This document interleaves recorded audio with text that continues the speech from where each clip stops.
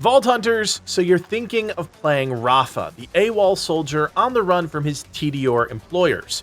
It's a good choice if you want a solid all-around character with loads of build versatility. My name is Kodiak, this is Legacy Gaming, and this is why you want to play Rafa in Borderlands 4. Rafa is the balanced choice in Borderlands 4, offering up a little something for everyone regardless of your skill level, while also providing choices for his action skill, which change up his playstyle but not so drastically that he becomes difficult to play. His abilities are more independent than that of the other Vault Hunters, and it doesn't take a deep knowledge of build crafting to put something together that just works. There's still a ton of potential there, but for most players that want something easy to pick up and play, Rafa is a solid choice. Rafa's trait Overdrive is really straightforward. Whenever he activates an action skill, he gains increased damage and movement speed. This lasts the duration of the action skill and then lingers for a decent stretch of time after the ability ends. That's it. Incredibly simple. Rafa's first action skill is called Arc Knives. When activated, he puts away his guns and equips Arc Knives. While active, he can perform basic melee attacks and a dash attack that deals shock damage. Every enemy hit by the ability becomes marked, taking increased bonus damage for every mark on that target up to a maximum limit. You can also reactivate the ability, unleashing Blade Fury, which deals shock damage to all the marked enemies while simultaneously ending the ability. This one naturally encourages a more aggressive playstyle and allows you to ebb and flow between gunplay and your action skill without having to worry too much about synergy. There is certainly a dynamic between the two types of gameplay, but they're complementary, not interconnected. Now, what's so interesting about Arc Knives is how their gameplay completely changes based on the augment you have socketed. Dead Man Walking might be the most extreme case here, allowing you to keep your Arc Knives out until you enter Fight for Your Life. However, when active, you'll lose a percentage of your health per second.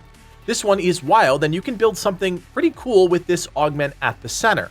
Now, other augments like Acid Drop and Thunder Cutter lean more into various damage types while also slightly changing the functionality of the blades.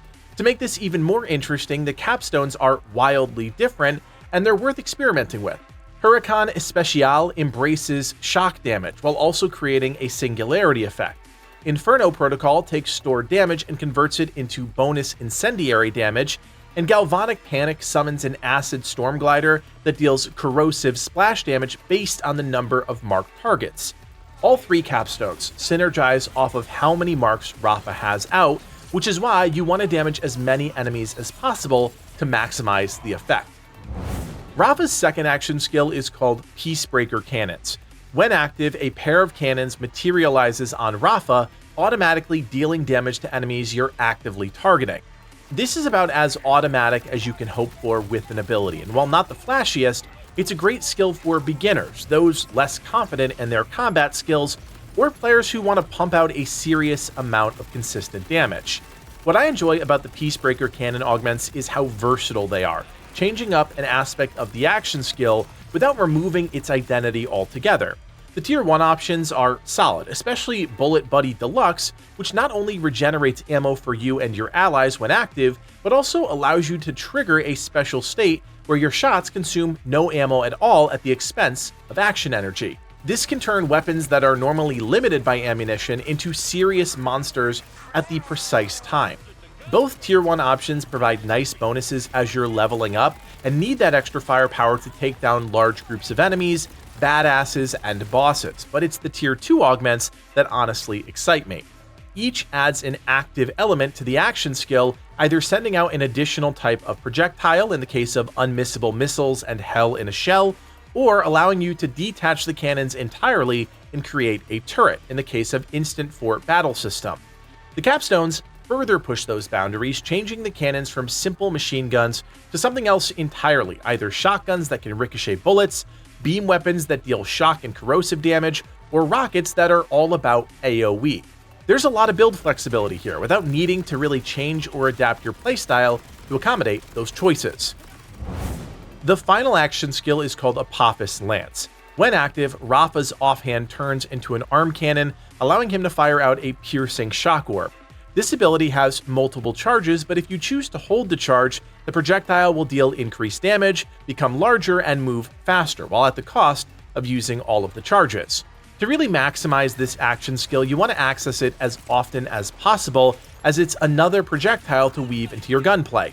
That obviously can be accomplished within a build, but you might not realize its full potential until the end game. Both Tier 1 APOPHIS Lance augments help players utilize the action skill more, either increasing the cooldown rate or giving you an additional charge. As you get a feel for the ability, those things are helpful, but the Tier 2 action skills is where you can start shaping a future build. What I will say is that even these additional augments don't drastically change the way the action skill functions, but they do set up the respective capstones directly, which do substantially change the way the ability works. Project Raiju turns the weapon into a close-range taser that deals shock damage in an AoE arc. Project Basilisk allows you to fire a corrosive blob that leaves a corrosive hazard and splits into smaller blobs whenever it detonates. And Project Gorgon turns the lance into a straight-up cannon that pierces enemies and deals incendiary damage and chains to nearby enemies. Up until this point, you might not see the full potential of the action skill, but once you have access to the capstones that change the functionality, it becomes much clearer how you can build around the ability. Rafa is well-rounded, and you need one of those Vault Hunters in a Borderlands game. All three of his action skills are easy to wrap your head around, and because his trait is straightforward, you don't have to worry about the interplay as much as you do with the other characters. That being said, I do think some folks might find him a bit boring, especially during the leveling experience before you have access to his full skill trees, but that doesn't mean he won't be effective. He's a reliable Vault Hunter that can consistently output a surprising amount of damage without factoring in any of the game-breaking builds we're used to seeing in a Borderlands game. So there you have it, everything you need to get started with Rafa in Borderlands 4. As always, if you guys appreciate the work that goes into making these videos and you want more Borderlands 4 in your feed, do me a solid, hit that thumbs up, and consider subscribing. My name is Kodiak, and from everyone here at Legacy Gaming, thanks for watching, and play on.